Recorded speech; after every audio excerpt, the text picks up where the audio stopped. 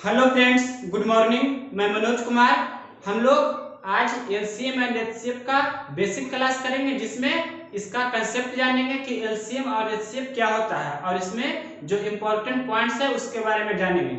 Next video में हम क्या पढ़ेंगे, एलसीएम और एचसीएफ का जो बेसिक क्वेश्चन होता है उसे करेंगे और उसके बाद हम आपको इसका थ्योरी पूरा देने के बाद कम से कम 4 से 5 वीडियो तक इसका थ्योरी जाएगा, 4 से 5 क्लास। उसके बाद आपको जो नया बुक निकला है ये एसएससी किरण 9500 प्लस के बाद जो 10,500 प्लस नया वाला बुक है, इससे आपको हम सॉल्यूशन देंगे। मतलब स्टैंडर्ड बुक है, इंडिया लेवल पर आप जानते होंगे। तो इसी से आप जो भी कमेंट किए हैं एचसीएफ एंड एलसीएम का, तो उसके लिए हम इसका सॉल्यूशन करेंगे। सबसे पहले हम थ्योरी देते हैं, उसके बाद इससे हम आपको बताएंगे और भी जो बुक चाहिए हम उससे आपका कंसेप्ट क्लियर करेंगे। लेकिन सबसे पहले एलसीएम एंड एचसीएफ के लिए इंपॉर्टेंट पॉइंट्स होते हैं। जैसे सबसे पहला आपको आना चाहिए मल्टीपल। मल्टीपल जिसे हिंदी में गुणज बोल सकते हैं या अपवर्त। ये क्या होता है, किसी संख्या का गुणज या अपवर्त वे सभी संख्याएं होती है जिसमें उस संख्या से पूरा पूरा भाग लग जाए। जैसे आपको समझना है कि किसी भी संख्या का आपको मल्टीपल लिखना है। जैसे हमें लिखना है कि 6 का गुणज, 6 का गुणज लिखना है। तो 6 का गुणज, अगर जो हमें 6 का प्रथम 5 गुणज लिखना है या सिर्फ 6 का गुणज लिखना है तो क्या करेंगे, 6 एकम 6, 6 दूनी 12, 6 तीन 18, मतलब इस प्रकार से डॉट डॉट डॉट। अगर जो आपके प्रश्न कहे कि 7 का प्रथम 3 गुणज क्या होगा, 7 का प्रथम 3 गुणज ही आपको लिखना है। तो गुणज मतलब क्या होता है, उसी का पहाड़ा। तो 7 का प्रथम 3 गुणज है तो क्या करेंगे, 7, 14, 21 आपके प्रश्न में दिया रहेगा, उसी के अनुसार आप उसका हल करेंगे। तो 7 का प्रथम 3 गुणज क्या होगा, 7, 14, 21। 7 का प्रथम 5 गुणज का था तो 28 और 35 भी लिखते हैं। मतलब गुणज क्या होता है, जिसका गुणज का है तो उसका पहाड़ा लिखना है। उसके बाद देखिए गुणनखंड या अपवर्तक क्या होता है।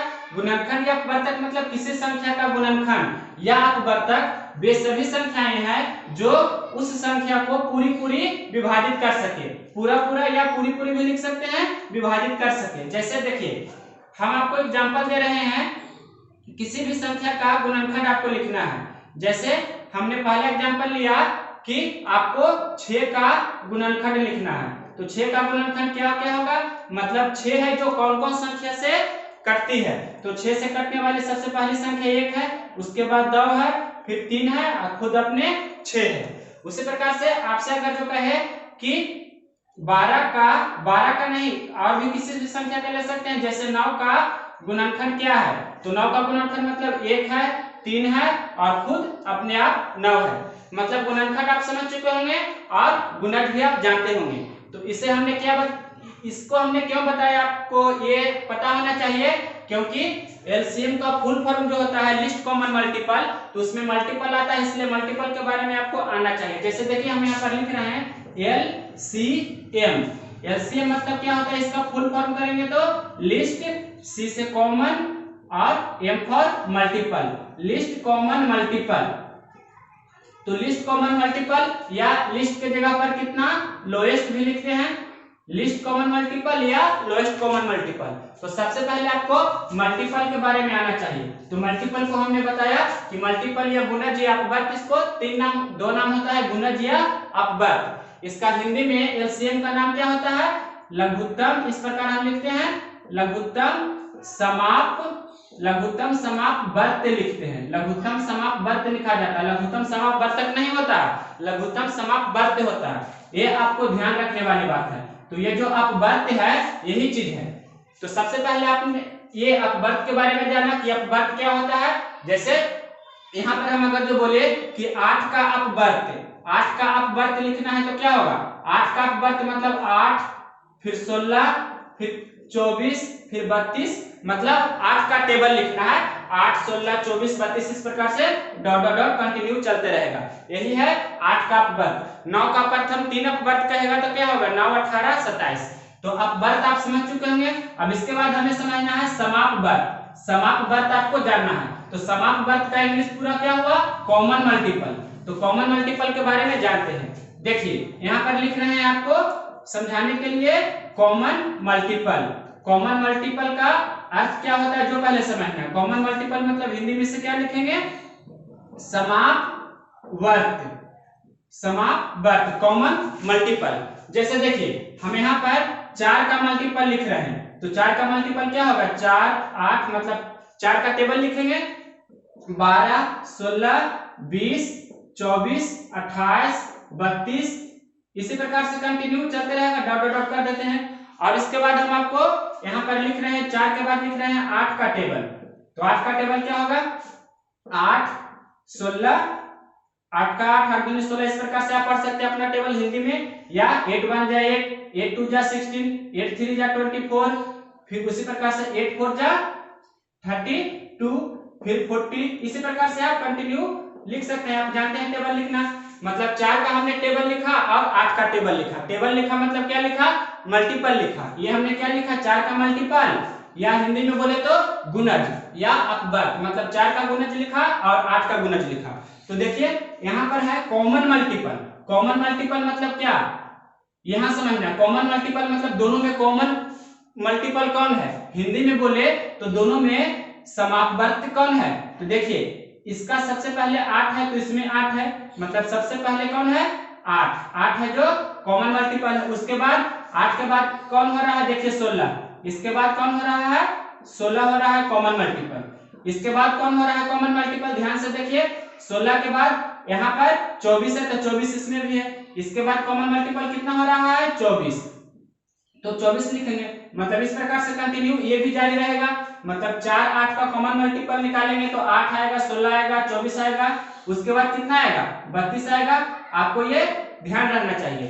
तो कॉमन मल्टीपल आप समझिए। उसके बाद समझना है लिस्ट कॉमन मल्टीपल। अब पूरा एक साथ यहां से लेकर यहां तक समझना है। List common multiple, least common multiple का मतलब क्या होता है, लघुत्तम समापवर्त, मतलब जो भी कॉमन मल्टीपल दोनों में है उसमें भी लिस्ट वाला लेना है। लिस्ट मतलब न्यूनतम, इसे सबसे छोटा भी बोल सकते हैं, न्यूनतम।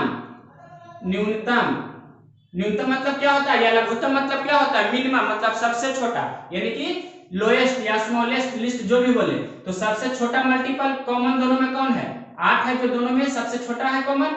इसके बाद इससे बड़ा कौन है 16 है, इसके बाद इससे बड़ा कौन है 24 है, इससे बाद इसके बड़ा 32 है। तो सबसे छोटा कॉमन मल्टीपल 4 और 8 का कौन है 8 है।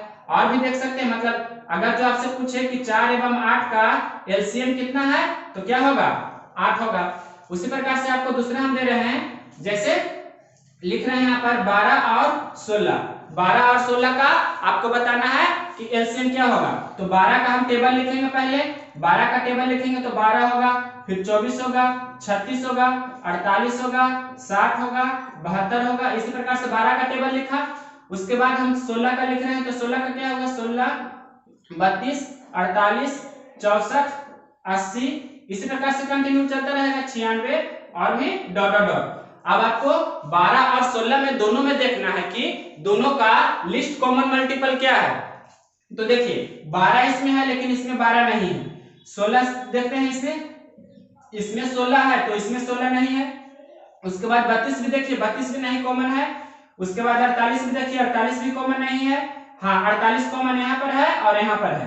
तो सबसे छोटा कॉमन मल्टीपल कौन हुआ 48, मतलब लिस्ट मतलब क्या होता है सबसे छोटा। सबसे छोटा न्यूनतम को ही क्या बोलते हैं, न्यूनतम मतलब होता है सबसे छोटा, या इसे आप बोल सकते हैं न्यूनतम को ही बोल सकते हैं छोटी से छोटी संख्या।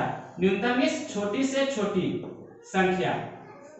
तो कौन सा ऐसा छोटी से छोटी संख्या है जो 12 से भी और 16 से भी कटती है। आप इसे ऐसे भी बोल सकते हैं, या अपना भाषा में बोलेंगे कि 12 और 16 से कटने वाली 12 और 16 से कटने वाली 12 और 16 से कटने वाली सबसे छोटी राशि, या इसी को बोल सकते हैं सबसे छोटी राशि की जगह पर न्यूनतम राशि, या इसी की जगह पर हम बोल सकते हैं लघुत्तम राशि।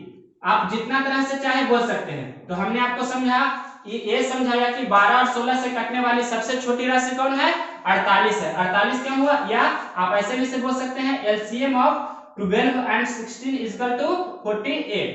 आप ये परिभाषा से हमने आपको बताया कि लिस्ट कॉमन मल्टीपल, तो इसका 12 और 16 का एलसीएम क्या हो जाएगा 48। और भी बहुत सारे तरीके होते हैं एलसीएम निकालने के, जैसे बहुत सारे तरीके नहीं, सिर्फ मेन रूप से 2-3 तरीका ही होता है, एक भाग विधि और एक गुणनखंड विधि और एक जो गुणनखंड विधि का ही बढ़ा हुआ रूप है जिसे जनरल में यूज करते हैं।